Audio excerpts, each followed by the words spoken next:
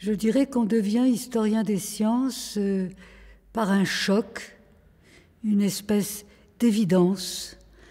C'est de ce côté-là qu'on est à la fois abstrait et concret, parce qu'on a affaire aux sciences dans le présent, dans la matière, dans notre existence et dans notre activité, et abstrait parce qu'on comprend, on réfléchit, on ne se contente pas simplement d'utiliser la voiture parce qu'elle existe, d'allumer l'électricité parce qu'il y a un bouton, ou de faire bouillir l'eau parce qu'on vous l'a appris.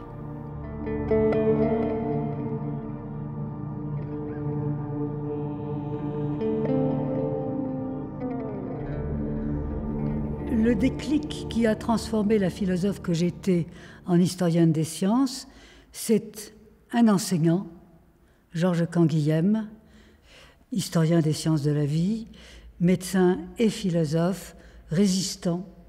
C'était un homme, un enseignant admirable. Et d'une certaine manière, j'ai été un peu comme le peintre qui dit « moi aussi je serai peintre ». Devant une belle toile, je me suis dit « moi aussi je serai historienne des sciences ». Et la seconde raison, c'est que j'avais deux attirances intellectuelles à l'époque où il faut choisir, la médecine d'une part et la philosophie de l'autre, et que l'histoire des sciences de la vie me permettait de conjoindre ces deux passions. Mais l'histoire des sciences en tant que telle, c'est une notion moderne. Elle appartient à l'âge classique, mais universitairement, elle appartient au XIXe siècle et plutôt à la deuxième moitié du XIXe siècle.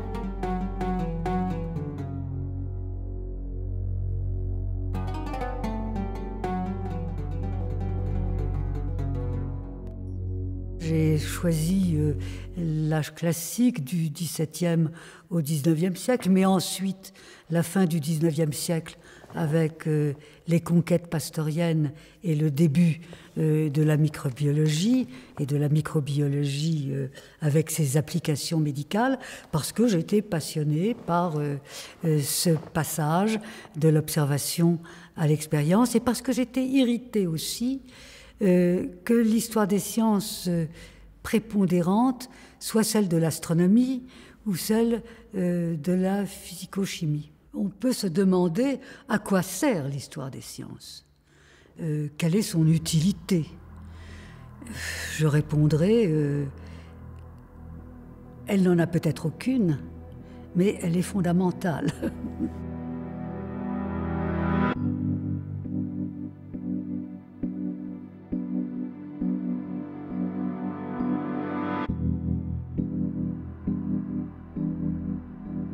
Comment le savoir ne cesse de s'accumuler et de se transformer.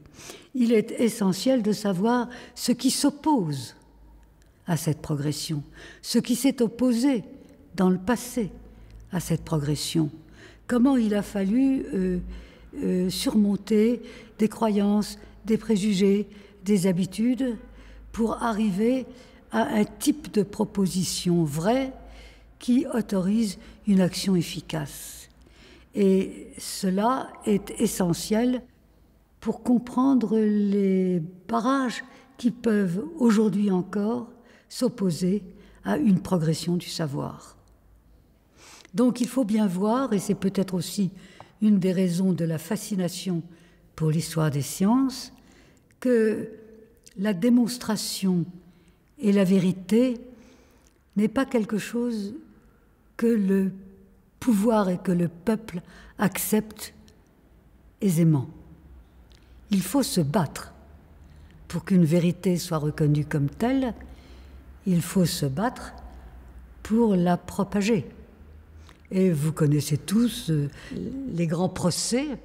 Ça donne une pièce de Brecht, le procès de Galilée, et j'ai toujours regretté qu'il n'y ait pas eu un Brecht pour faire le procès de Vézal, qui a été le premier anatomiste vaguement condamné à expier ses péchés.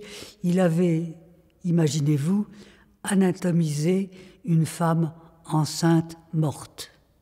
Il avait ouvert. Et pour cela, on l'a envoyé faire un pèlerinage à Jérusalem et on s'est arrangé pour que le bateau qui le ramenait en Italie l'abandonne sur une île déserte où il est mort.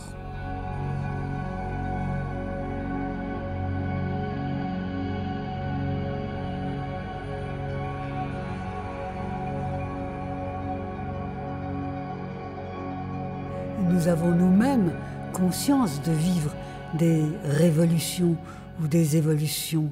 Je suis, moi, très consciente du fait que je ne suis pas née avec l'ordinateur, mais que j'ai dû entrer dans le champ de l'ordinateur, c'est-à-dire dans l'usage quotidien de l'ordinateur, alors que j'étais pleinement adulte, alors que les enfants aujourd'hui naissent avec l'ordinateur et donc n'ont pas conscience du tournant que cela a représenté dans l'usage de l'écriture, dans l'usage de la poste et dans l'usage de la bibliothèque. Alors comment dater cette rupture ? C'est tout un savoir à partir des premiers grands instruments que j'ai vus à Genève qui prenaient 3 hangars pour pouvoir traiter un problème de mathématiques, alors que maintenant une tablette vous permet de le faire.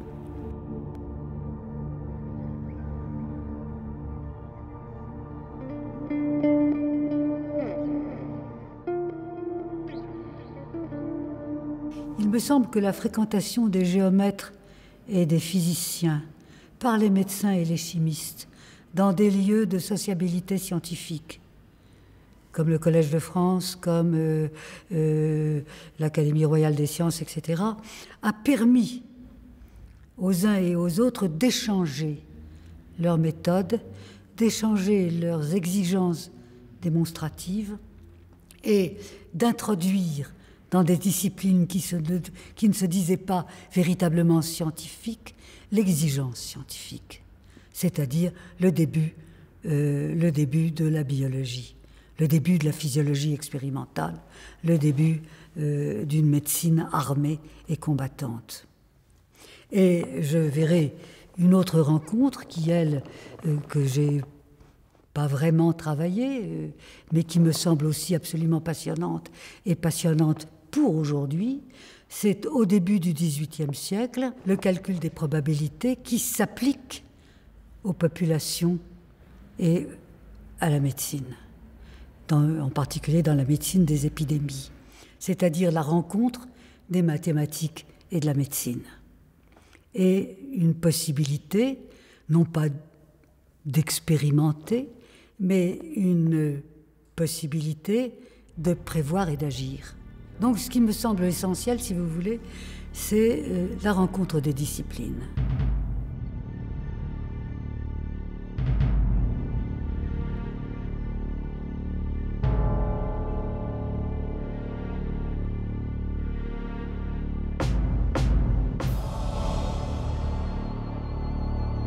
Le musée des Confluences,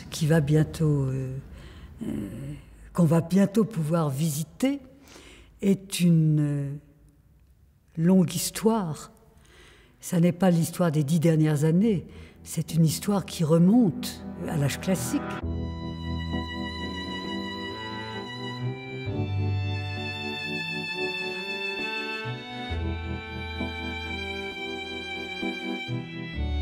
Quand je vois ce loup, je suis dans les Cévennes au XVIIe siècle, je pense à la bête du Gévaudan, où je suis avec les contes de Perrault et le petit chaperon rouge, ou bien je suis dans une galerie du muséum où on m'apprend ce que c'est qu'un mammifère.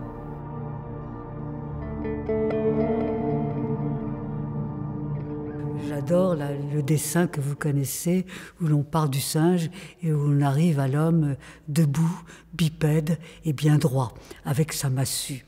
Alors je sais que dans certains États des États-Unis, la théorie de l'évolution n'est pas enseignée et même quasi interdite. vous me permettrez de rendre hommage à cette théorie, de penser qu'elle est plausible, que nous avons un certain nombre d'éléments, dont les fossiles, qui montrent qu'effectivement, il y a dans une même catégorie, il y a des différences de l'organisme unicellulaire que vous voyez au microscope à vous, au loup ou au poisson qui comptent des milliards de cellules. Les normes de la vie sont les mêmes. La vie est l'ensemble des fonctions qui résistent à la mort.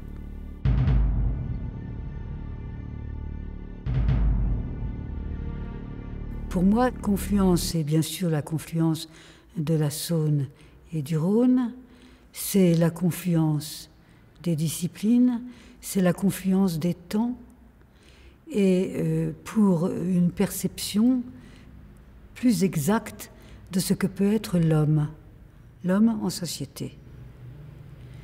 L'homme ici et ailleurs, l'homme dans notre langue et en dehors de notre langue, dans nos croyances et en dehors de nos croyances.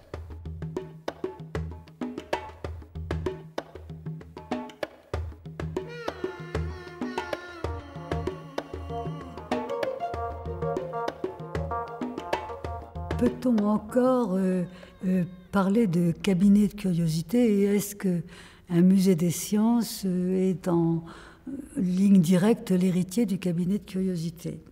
Je dirais que le musée des sciences montre quelques merveilles, mais ces merveilles sont dans un contexte d'explication, alors que l'objet du cabinet de curiosité et de temps en temps dans un contexte d'explication, mais plutôt, enfin c'est comme ça que je le vis, plutôt dans le contexte de l'émerveillement. Alors savoir comment la nature en arrive là, c'est du côté du musée des sciences qu'il faut aller.